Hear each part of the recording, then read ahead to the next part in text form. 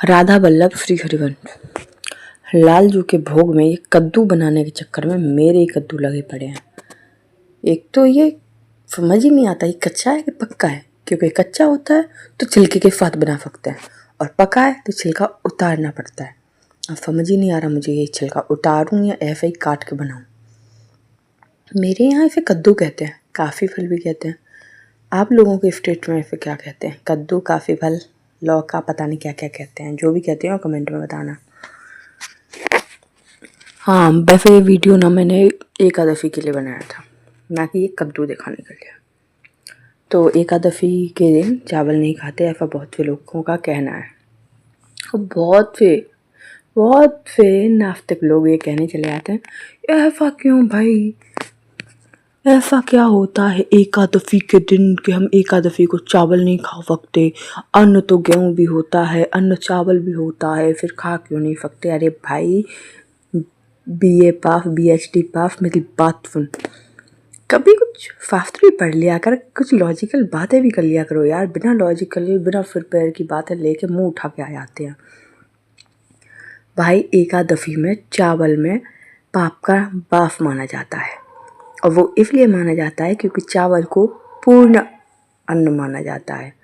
चावल के बिना अन्न को पूर्ण नहीं माना जाता। और अगर आपको मेरी बात पे यकीन नहीं तो जाके कभी किताबें या फिर शास्त्र कुछ उठा के देख लो भैया, देख लो। ये व्हाट्सएप के सीन हुए मैसेजों को पढ़ के फॉरवर्ड मत मारा करो, किसी की बात सुन लिया करो भैया, कभी कभी पढ़ लिया करो थोड़ा सा, तो समझ आएगा कि एकादशी के दिन अन्न में पाप का वास होता है।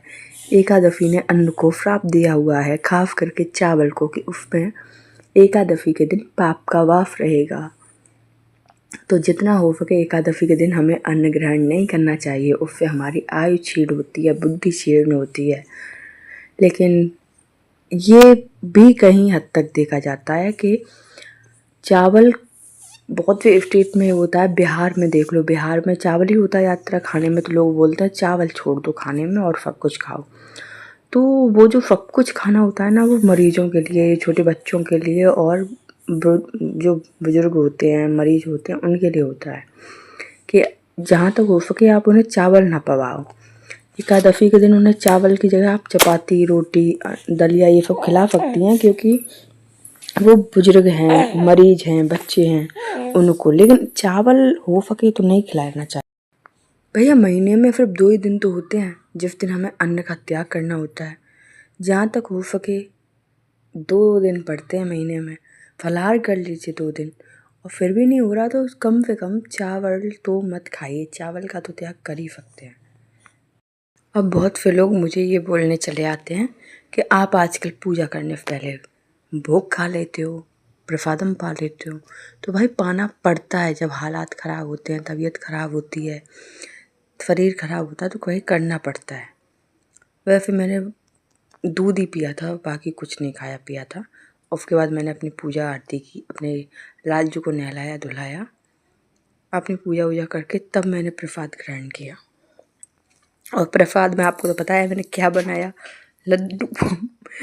पहले मैंने वो प्रसाद अपने लड्डू गोपाल को भोग पा दिया था। उन्हें नहला धुला के, स्नान करा के, अच्छे से वस्त्र पहना के सब उनको अच्छे से पवा दिया। उसके बाद ही मैंने ग्रहण किया था। हाँ, वो वीडियो थोड़ी लेट की थी, इसलिए आप लोगों को लगा कि मैंने पहले खा लिया। राधे राधे।